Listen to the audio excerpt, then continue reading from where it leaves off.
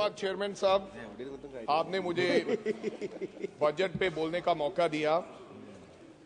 Chairman साहब, कोई समय होता था कि देश के वित्त मंत्री बजट पेश करते थे, एक लाल रंग का ब्रीफकेस होता था। अब जब वो ब्रीफकेस लोकसभा में खुलता था तो देश के किसान, गरीब, मजदूर और छोटे व्यापारी की जिंदगियां बदल दिया करता था। ऐसा बजट किसी जमाने में हमारे लीडर्स और सरकारें लेकर आती थी। लेकिन आजकल का जो बजट है, आजकल का बजट, अब लोगों का ये मानना है कि आजकल का बजट केवल चंद उद्योगपति इस बजट को बनाने का काम करते हैं, जिनका नाम कभी कभी राहुल गांधी लेते हैं। और आजकल का बजट इलेक्शन सेंट्रिक रहता है। जहां इलेक्शन है उसके बारे में थोड़ी थोड़ी किसी को मदद करने की कोशिश करता है। क्या यह सत्य नहीं है कि जब इस देश के अंदर डिमोनेटाइजेशन हुआ, नोटबंदी हुई, गवर्नर ऑफ रिजर्व बैंक को नहीं पता था कि आज इस देश में नोटबंदी होने जा रही है। देश के वित्त मंत्री को नहीं पता था। अचनचेत एक फैसला सुनाया जाता है और आजकल के देश के प्रधानमंत्री जब बात करते हैं, कैसे उनकी बात पर विश्वास कर लिया जाए। जब इतना बड़ा झूठ, जब उन्होंने कहा कि आज रात के बाद 500 और 1000 का नोट बंद कर दिया जाएगा, इक्वालिटी आएगी, अमीर और गरीब का अंतर खत्म हो जाएगा, मेरे को केवल 50 दिन चाहिए। 150 लोग मर गए और 2.25 लाख करोड़ का ये नई डिमोनेटाइजेशन से इकोनॉमी को नुकसान हुआ। कैसे कैसे विश्वास करें कि आज का बजट लोगों की जिंदगी बदलेगा। आदरणीय चेयरमैन साहब, कभी कभी जीडीपी की हर व्यक्ति जीडीपी की बात करता है और सत्य तो यह है कि 90% इस देश के लोगों को जीडीपी के बारे में पता नहीं है। जीडीपी क्या है, उनको अपने जीवन के बारे में पता है कि हम जो जीवन जी रहे हैं इसमें हमें फायदा क्या हुआ है। जीडीपी कहा जा रहा है कि 6.5% जीडीपी की ग्रोथ है। मैं किसी अर्थशास्त्री को सुन रहा था, एक काबिल व्यक्ति था, उन्होंने कहा कि अगर देश में सरकार ना हो, अगर देश में वित्त मंत्री ना हो, तब भी इस देश की जीडीपी की 3-4% ग्रोथ अपने आप होगी। क्योंकि इस देश के मेहनतकश लोग, किसान, छोटा व्यापारी अपने आप में इतनी मेहनत करता है, ऑटोमेटिकली जीडीपी की ग्रोथ 3-4% रहता है। तो फिर आपने क्या किया? केवल 2.5% की आप लोगों की प्राप्ति है। मैं आज श्रद्धांजलि अर्पित करना चाहता हूं डॉक्टर मनमोहन सिंह को, उस सरदार को जिनके समय में मेरे को लगता 8.5% जीडीपी का एवरेज ग्रोथ रहा है और कभी कभी तो जीडीपी 10% पे चली जाती थी। स्पीकर साहब, आज मैं देख रहा था महाराष्ट्र में, सुनिए, महाराष्ट्र में सिबिल स्कोर, जो एक नया बड़ा फ्रॉड है इस देश के अंदर। महाराष्ट्र में मर्तिजपुर है कोई, वहां पर एक लड़के की शादी टूटने का काम हो गया है सिबिल स्कोर से, जो बिगेस्ट फ्रॉड जो इस देश के अंदर हो रहा है। स्पीकर साहब, बहुत से नेता कभी नेहरू जी की बात करते हैं और बहुत से नेता, इस बार मैं तो देश के प्रधानमंत्री जी का सम्मान करता हूं और इस बार उन्होंने देश के पूर्व प्रधानमंत्री राजीव गांधी जी की भी बात की। उन्होंने कहा कुछ लोगों को आदत होती है 21वीं सदी की बात करने की, बार बार उन्होंने कार्टून का भी जिक्र किया। मैं सम्मान करता हूं, लेकिन मैं देश के प्रधानमंत्री से यह अपेक्षा नहीं रखता कि 35 साल पहले जो इसका देश का प्रधानमंत्री, पूर्व प्रधानमंत्री राजीव गांधी जी, जिन्होंने इस देश के लिए अपनी जान दी हो, उनके बारे में इस तरीके का मजाक बनाया जाए, ये परंपरा अच्छी नहीं है।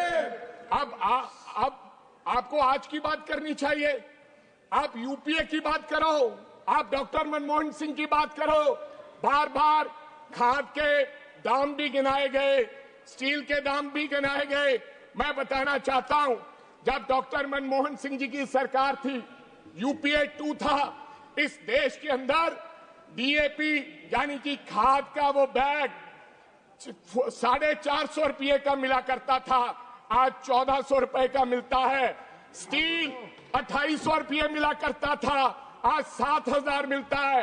डीजल 51 रुपए होता था, आज 90 रुपए है। डॉलर 54 होता था, आज 87.5 रुपए है। सिलेंडर, जो कभी कभी आप कहते हैं घर घर सिलेंडर पहुंचाया, कभी आपने ये भी पूछा है कि कितने लोगों ने दोबारा सिलेंडर को रिफिल कराया? 350 रुपए का सिलेंडर हुआ करता था, आज 1100 रुपए का सिलेंडर है। आपने मस्टर्ड ऑयल 70 रुपये लीटर हुआ करता था। गोल्ड, गरीब व्यक्ति अपनी बेटी की शादी पे 10 ग्राम अपनी बेटी को सोना नहीं दे सकता। मनमोहन सिंह जी का समय होता था 22,000 रुपए गोल्ड हुआ करता था, और आज 81,000 रुपए का गोल्ड है। आप कहते हैं कि जीडीपी की ग्रोथ 6.5% है। किसान की बात करना, आपने किसान के लिए, आदरणीय देश के प्रधानमंत्री जी ने कहा मैं तो किसान हूं, उन्होंने कहा 1 प्रति एकड़ को 30,000 रुपए का फायदा हुआ है। हमें तो कहीं फायदा वो नजर नहीं आया कि प्रति एकड़ किसान की आमदन में 30,000 रुपए का फायदा। कोई किसान का बच्चा अगर बताएगा तो मैं संसद छोड़ के जा सकता हूं। किसान ने क्या मांगा था? किसान ने क्या मांगा? ऋषिकांत जी, एक मिनट। किसान किसके लिए संघर्ष कर रहा है? किसान बॉर्डर पे बैठा है, 1.5-2 साल से बॉर्डर पे बैठा किसान एक मांग कर रहा है। किसान ने कहा, सुनिए, किसान ने कहा मेरे को एमएसपी चाहिए। किसान भूख हड़ताल पर बैठा रहा, मरण व्रत पर हमारे डल्लेवाल साहब बैठे रहे। एक लड़का शुभकरण, जिसको हरियाणा बॉर्डर क्रॉस नहीं करने दिया गया, गोलियां मारकर उसकी हत्या कर दी गई और 0 एफआईआर लॉन्च हुई। क्या किसान का बेटा मरे तो 0 एफआईआर लॉन्च हो? ऐसा व्यवहार आपने किसानों के साथ किया। आपने कहा था, आदरणीय चेयरमैन साहब, कहा था कि हम किसान की आयात दुगनी कर देंगे। किसान की आयात तो दुगनी नहीं हुई। आप किसान निधि योजना लेकर आए। मैं आपको पंजाब की बात बताना चाहता हूं। किसान निधि योजना, जो आप छाती थपथपाते हैं और कहते हैं हमने परिवर्तन किया है किसान के भविष्य में, क्या हुआ? 2019 में 23.5 लाख लोगों को किसान निधि योजना से पंजाब में फायदा हुआ। फिर लोगों ने धरना लगाया, किसान बॉर्डर पे आए। 2023 में जब किसान बॉर्डर पे आया तो आपने 14 लाख किसानों के निधि योजना से खाते उड़ा दिए गए। कहा इनके पास डॉक्यूमेंट कंप्लीट नहीं है। तो पहले आपने 23 लाख लोगों को किसान निधि योजना से फायदा कैसे पहुंचाया? आज मात्र पंजाब में 8.5 लाख लोगों को किसान निधि योजना से फायदा हो रहा है। नई स्कीम आपने कहा कि हम 100 जिलों में हम प्रोडक्टिविटी के लिए, यानी कि पैदावार के लिए उनको हम मदद करेंगे। लेकिन किसान की मांग तो एमएसपी की है, जिसके लिए वो मर रहा है, उसके लिए आपने कोई विचार नहीं किया। आदरणीय चेयरमैन साहब, अगर गरीब की बात करें तो आंकड़े पता नहीं क्या क्या कहते हैं यहाँ के। आप कुंभ में अगर 300 लोग मर जाएं तो आप कहते हैं 30 मरे हैं। कोरोना में 2 लाख लोग मर जाएं तो आप कहेंगे 20,000 मरे। नीति आयोग क्या कहता है? आपका नीति आयोग क्या कहता है कि केवल इस देश में 5% गरीब लोग हैं। आपकी रिपोर्ट है, ये मेरी रिपोर्ट नहीं है, क्योंकि आपने आंकड़े फच करते हैं, गलत पेश करते हैं। दूसरी तरफ आप ही कहते हैं हम 80 करोड़ लोगों को पीडीएस की कनक देते हैं। खुद ही कहते हो अगर 80 करोड़ लोगों को पीडीएस की कनक देते हो, 5 किलो कनक लेने के लिए राशन के डिपो के बाहर खड़ा वो व्यक्ति वो गरीब है इसलिए आपकी 5 किलो कनक लेता है। ये हालात है इस देश के, इस देश का ये सच है। आदरणीय चेयरमैन साहब, अगर मनरेगा की बात करें, आज मनरेगा के वर्करों की क्या हालत है। केवल 1 साल में 19 रुपए दिहाड़ी बढ़ाने का काम किया। कब से चली है मनरेगा? 2006 से आज 20 साल हो गए। हरियाणा सबसे ज्यादा मेरे को लगता दिहाड़ी देता है। Minimum wages 374। आज एक दिहाड़ी की 100 दिन का रोजगार नहीं मिलता, केवल 45 दिन का रोजगार मिलता है, जो एवरेज कैलेंडर बताता है 374 रुपए। अगर आप गरीब की आमदन दुगनी नहीं कर सके, आप किस जीडीपी की बात करते हैं? आप किस विकसित देश की बात कर रहे हैं? आप लोगों को धोखा दे रहे हो। गरीब की मनरेगा वर्कर की अगर शादी हो ना किसी बेटी की, वो जाता है गांव में मांगने के लिए, कहता है मेरे को दाल का इंतजाम कर दो, कहता है चावल चाहिए, दाल चाहिए और एक मीठे का इंतजाम कर दो, मैं अपनी बेटी की शादी कर लूंगा। ये इस प्रकार के हालात हैं मनरेगा वर्कर्स के। और दूसरी तरफ चेयरमैन साहब, दूसरी तरफ अबानी के लड़के की शादी होती है, तमाम नाचने गाने वाले जाते हैं, देश के बड़े बड़े लोग, विदेश के बड़े बड़े लोग जाते हैं। मेरे को गर्व है राहुल गांधी पर, एक व्यक्ति जो उनकी शादी पे नहीं गया। देश के प्रधानमंत्री भी जाते हैं। मेरे को इस बात का दुख नहीं है अबानी की शादी का, लेकिन कभी कभी टीवी पर दिखाया जाता है, सोशल मीडिया पर, कि अबानी के बेटे के कुत्ते जो 4 करोड़ की गाड़ी पर आते हैं, लेकिन गरीब अपनी बेटी की शादी के हालात, उसकी शादी नहीं कर पाता। इस प्रकार के गरीबों के हालात हैं। मेरी गुजारिश है कि मनरेगा के लिए 200 दिन कर दिया जाए। मेरी गुजारिश है मनरेगा की दिहाड़ी। एक मिनट सर, एक मिनट। 600 दिहाड़ी कर दी जाए और 200 दिन कर दिया जाए, ये मेरी गुजारिश है आदरणीय वित्त मंत्री से।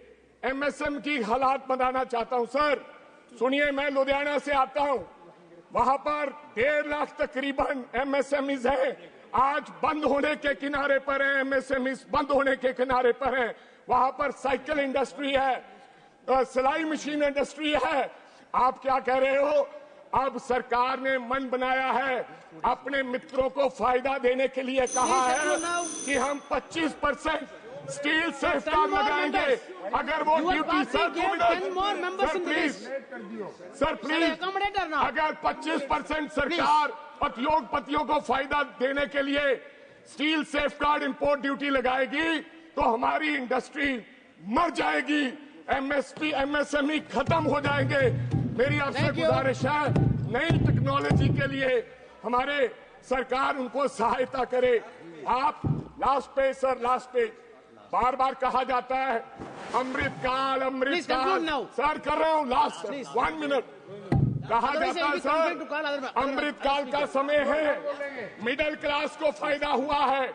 मैं मिडिल क्लास की कहानी नहीं बताऊंगा, इंडिया टुडे पढ़िए, तगड़ी मार से हल्कान, मिडिल क्लास की ये कहानी है। अमृतकाल अमृतकाल के समय सर, लास्ट वन प्लीज, अमृतकाल है निशिकांत दुबे साहब। अमृतकाल में इस देश के 8.5 लोगों ने अपनी सिटीजनशिप छोड़ी है। अगर अमृतकाल इस देश के अंदर होता तो लोग देश छोड़ के नहीं जाते। पहली बार एफडीआई 16 साल में पहली बार सबसे कम निवेश अगर हुआ है तो अमृतकाल में हुआ है। सर बस सर, हाफ मिनट। पिछले 10 साल की स्कीमें जो राहुल जी ने कहा, आप मेक इन इंडिया की बात करते हो, बेटी बचाओ बेटी पढ़ाओ, पीएम उज्ज्वल, स्वच्छ भारत, जल जीवन, स्किल इंडिया, हर साल 20 साल नौकरी, make in India, last smart city mission. Sir 2 lakh crore रुपया आपने स्मार्ट सिटी मिशन पे दिया है। मैं लास्ट सर यही पे लुधियाना की बात करना चाहता हूँ। लुधियाना स्मार्ट सिटी में आया था। लुधियाना स्पीकर सर भाई सर लुधियाना स्मार्ट सिटी में था। लेकिन लुधियाना में 75 लाख लोगों ने एक सर्वे हुआ, विजन डॉक्यूमेंट बनाया गया और विजन डॉक्यूमेंट में लोगों ने कहा पोल्यूशन की Please, wait, 1 minute. Amarjyoti, 1 minute, half minute. Please, half minute. Amarinder, half minute. You are having 10 more people. 10 more people, please. Mic को ऑन कीजिए। Yes. राज्यसभा में रिपोर्ट पेश हुई है कि अभी भी देश के 10 शहरों में लुधियाना अधिक प्रदूषित शहर है। लास्ट खत्म करने जा रहा हूं। इस बजट में पंजाब के लिए कुछ नहीं दिया गया। ये बजट पंजाब विरोधी बजट है। मैं कहना चाहता हूं 2027 में चुनाव होंगे। Thank you. नहीं आएगा वहां पे। Thank you. Amarjyoti, please.